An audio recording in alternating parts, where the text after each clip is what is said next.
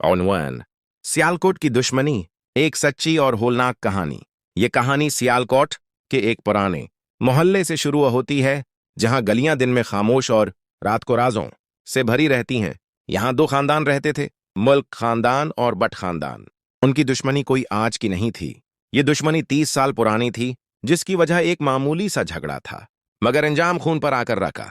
कहते हैं कि एक जमाने में मुल्क, रियाज और बट सलीम बेहतरीन दोस्त थे।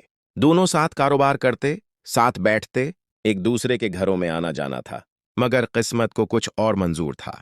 एक दिन फैक्ट्री के हिसाबात पर झगड़ा हुआ।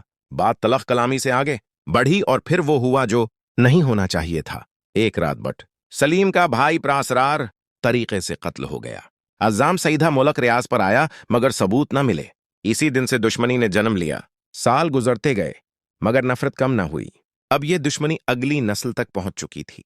मुल्क रियाज का बेटा एहसान और बट सलीम का बेटा शहरूज एक ही कॉलेज में पढ़ते थे।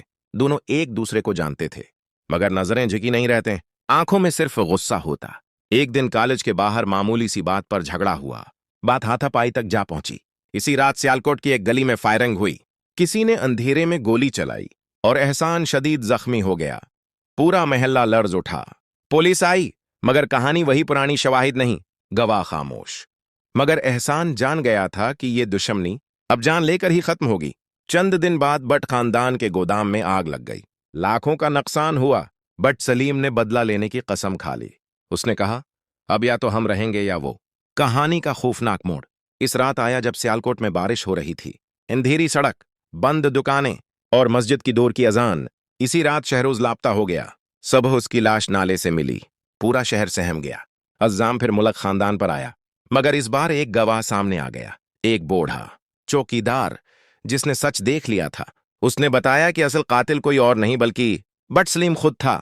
उसने दुश्मनी के जुनून में अपने ही बेटे को कुर्बान कर दिया ताकि इल्जाम दुश्मन पर आए।